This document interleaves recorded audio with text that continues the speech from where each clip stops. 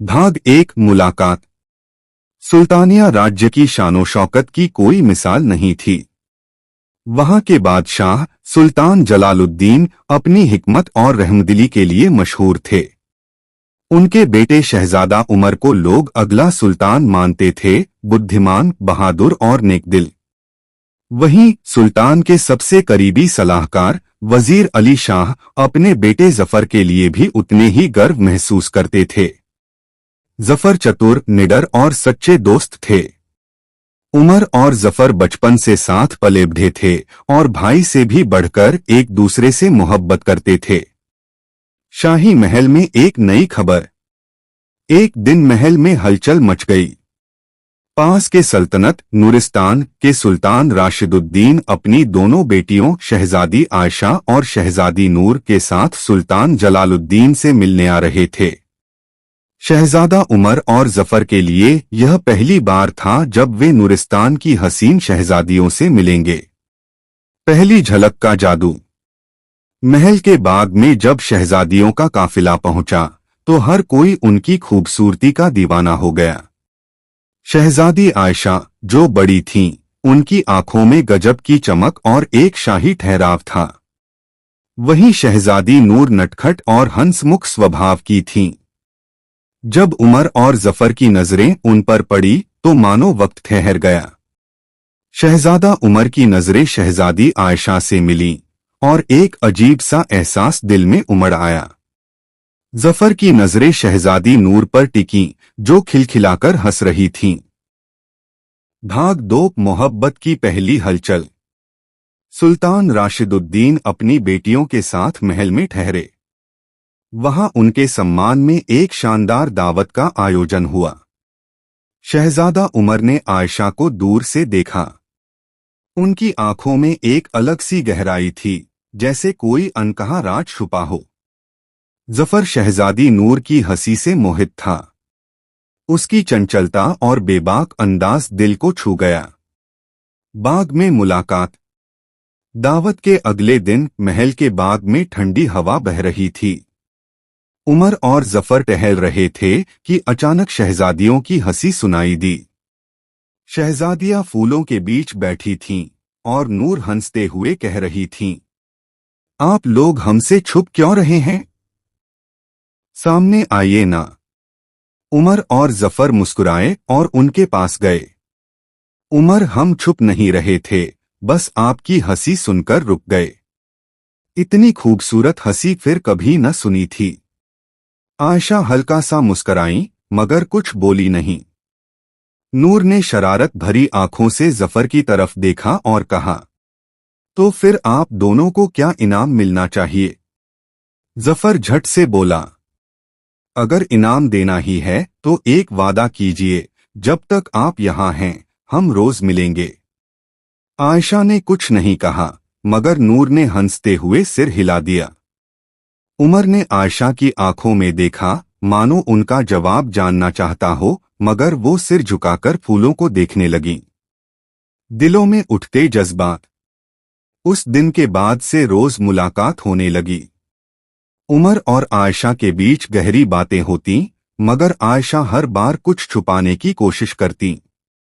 जफर और नूर की दोस्ती शरारतों में बदल रही थी और जफर पहली बार किसी के लिए इतनी गहरी मोहब्बत महसूस कर रहा था। मगर क्या यह मोहब्बत इतनी आसान थी? क्या आयशा और नूर भी वही महसूस करती थीं जो उमर और जफर के दिलों में था? या फिर इस कहानी में कोई मोड़ आने वाला था? महल के बाग में रोज की मुलाकातें अब एक आदत बन चुकी थीं। उमर और आयशा की गहरी बातें मोहब्बत में बदल रही थीं, मगर आयशा हर बार खुद को रोक लेती। जफर और नूर के बीच हंसी मजाक और शरारतें बढ़ती जा रही थीं, लेकिन जफर महसूस कर सकता था कि नूर के दिल में भी कुछ अनकही बातें थीं। आयशा का राज। एक शाम जब सूरज ढल रहा था, उमर और आयशा बाग में अकेले थे। उमर ने हल्की आवाज में पूछा, आयशा, तुम मुझसे दूर क्यों रहती हो? क्या तुम्हें मुझसे मोहब्बत नहीं? आयशा की आंखों में आंसू आ गए, मगर उन्होंने जल्दी से अपना चेहरा मोड़ लिया। मोहब्बत की भी एक हद होती है, उमर। हर हसीन लम्हा हमेशा नहीं रहता। उमर ने उनका हाथ थाम लिया। अगर यह लम्हा हकीकत बन सकता है तो क्यों डर रही हो? आयशा ने गहरी सांस ली और कहा, मुझे इस मोहब्बत का जवाब देना भी है, लेकिन यह इतना आसान नहीं, उमर। कुछ ही पल में वह वहां से चली गईं और उमर उलझन में खड़े रह गए। नूर की उलझन। दूसरी तरफ नूर और जफर की शरारतें अब मोहब्बत में बदल चुकी थीं। मगर जब भी जफर कुछ रोमांटिक कहता, नूर हंसकर टाल देती। एक दिन जफर ने हिम्मत करके पूछ ही लिया, नूर, क्या तुम मुझसे मोहब्बत नहीं करती? नूर ने उसकी आंखों में देखा और कहा, अगर मोहब्बत इतनी आसान होती तो हर दिल खुश होता। जफर चौंक गया। मतलब? नूर ने उदास मुस्कान के साथ जवाब दिया, जफर, कुछ बातें हम चाहकर भी नहीं बदल सकते। खतरे की आहट। उधर सुल्तान जलालुद्दीन और सुल्तान राशिदुद्दीन के बीच राजनैतिक बातचीत चल रही थी। महल के अंदरूनी गलियारों में कुछ फुसफुसाहटें होने लगी थीं। कुछ तो ऐसा था जो छुपाया जा रहा था। क्या शहजादियों के लिए कोई और रिश्ता तय किया जा चुका था? या फिर इस मोहब्बत की राह में कोई और मुसीबत आने वाली थी? महल में हर दिन खुशी का माहौल था, लेकिन शहजादा उमर और जफर को यह एहसास हो रहा था कि कुछ ठीक नहीं है। शहजादी आयशा और शहजादी नूर दोनों ही अब उनसे दूर रहने लगी थीं। आयशा की आंखों में हमेशा कोई अधूरी बात झलकती और नूर की शरारतों में अब वह पहले जैसी बेफिक्री नहीं थी। खुफिया खबर। एक रात जब जफर अपने पिता वजीर अली शाह के पास गया तो उसने कुछ ऐसा सुना जिससे उसका दिल दहल गया। वजीर किसी गुप्तचर से बात कर रहे थे और उन्होंने कहा, हमें सुल्तान राशिदुद्दीन का इरादा समझना होगा। अगर उन्होंने अपनी बेटियों के रिश्ते दुश्मन सल्तनत से तय कर दिए हैं तो यह हमारे लिए खतरा होगा। जफर यह सुनकर सन्न रह गया। उसने जल्दी से उमर को बुलाया और कहा, उमर, शायद हमें देर हो गई।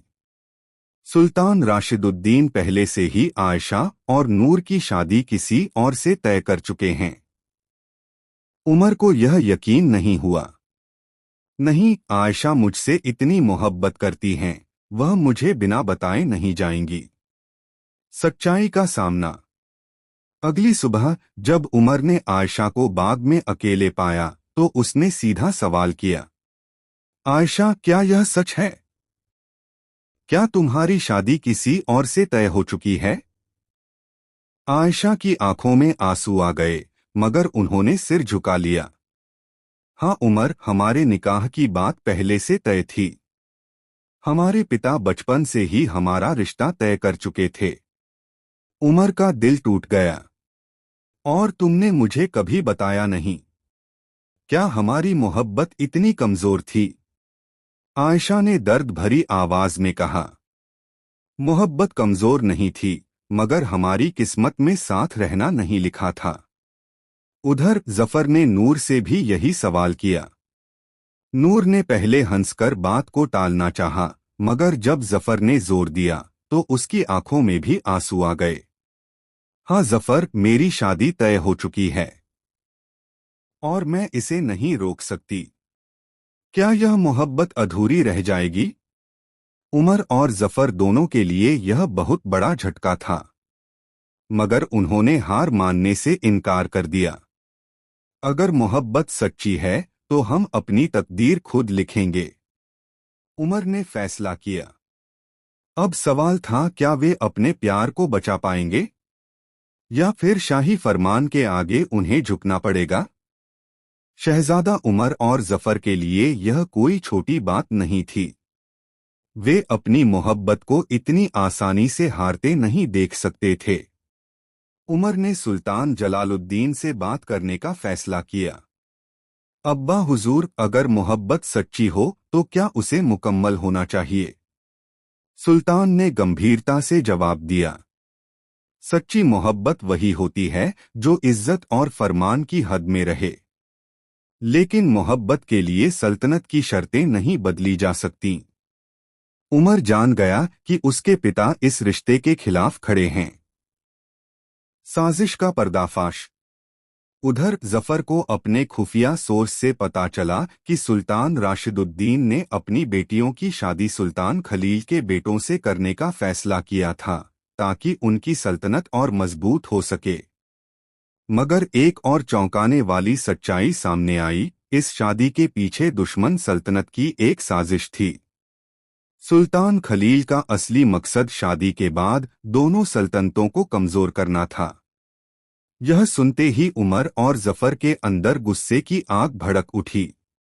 अब यह सिर्फ मोहब्बत की लड़ाई नहीं थी, बल्कि सल्तनत की भी इज्जत का सवाल था। आखिरी फैसला। उमर और जफर ने सुल्तान जलालुद्दीन को पूरी साजिश के बारे में बताया। सुल्तान को यकीन नहीं हुआ, लेकिन जब वजीर अली शाह ने भी यह खबर पक्की कर दी तो वह सोच में पड़ गए। सुल्तान जलालुद्दीन ने तुरंत सुल्तान राशिदुद्दीन को अपने दरबार में बुलाया। सामने ही उमर और जफर खड़े थे और उनके साथ थीं आयशा और नूर। उमर ने सुल्तान राशिदुद्दीन से कहा, अगर यह शादी हुई तो सिर्फ सल्तनत ही नहीं, आपकी बेटियों की खुशियां भी तबाह हो जाएंगी। आयशा और नूर ने भी हिम्मत करके अपने पिता से कहा, अब्बा हुजूर, हमें इस रिश्ते के लिए मजबूर न किया जाए। हम अपना नसीब खुद चुनना चाहते हैं। सुल्तान राशिदुद्दीन को यह समझ आ गया कि उन्होंने जो फैसला किया था वह सही नहीं था। उन्होंने गहरी सांस ली और कहा, अगर यह दोनों शहजादे मेरी बेटियों से सच्ची मोहब्बत करते हैं और मेरी सल्तनत की इज्जत की हिफाजत कर सकते हैं तो मैं इन्हें रोकूंगा नहीं। खुशियों की फतह। आखिरकार सुल्तान जलालुद्दीन और सुल्तान राशिदुद्दीन ने शहजादा उमर और शहजादी आयशा तथा जफर और नूर के निकाह की मंजूरी दे दी। की तकदीर। शाही महल रोशनी से जगमगा रहा था। चारों तरफ जश्न का माहौल था, लेकिन शहजादा उमर, जफर, आयशा और नूर के दिलों में एक अलग सी खुशी थी, एक नई जिंदगी की शुरुआत। निकाह के बाद जब उमर ने आयशा से कहा, अब तो कह सकती हो कि तुम भी मुझसे मोहब्बत करती हो, आयशा मुस्कराई और धीरे से बोली, उमर, मेरी मोहब्बत कभी कमजोर नहीं थी, बस हालात के खिलाफ थी। मगर अब सब कुछ अल्लाह के करम से ठीक हो गया। दोस्ती से मोहब्बत तक। दूसरी तरफ जफर नूर को छेड़ते हुए बोला, अब भी कहोगी कि मोहब्बत आसान नहीं होती। नूर खिलखिलाकर हंस पड़ी। हाँ, मुश्किल तो थी, मगर जब साथ तुम जैसा दीवाना हो तो नामुमकिन कुछ भी नहीं। जफर ने मजाक में कहा, तो अब से शरारतें कम कर दोगी? नूर ने आंखें चमकाते हुए कहा, नहीं, अब तो और ज्यादा करूंगी, क्योंकि अब तुम कहीं नहीं जा सकते। सल्तनत का सुनहरा दौर। समय बीतता गया, मगर इन चारों का प्यार और गहरा होता गया। शहजादा उमर ने अपने पिता के साथ सल्तनत की जिम्मेदारियां संभाल लीं और आयशा एक अक्लमंद मलिका के रूप में जानी गईं। जफर अपनी चतुराई और समझदारी से सुल्तान का सबसे खास वजीर बन गया और नूर हमेशा की तरह उसकी ताकत और हौसला बनी रही। अंजाम। मोहब्बत अमर है। यह सिर्फ एक प्रेम कहानी नहीं थी, यह दोस्ती, वफादारी, हिम्मत और तकदीर को बदलने की ताकत की कहानी थी।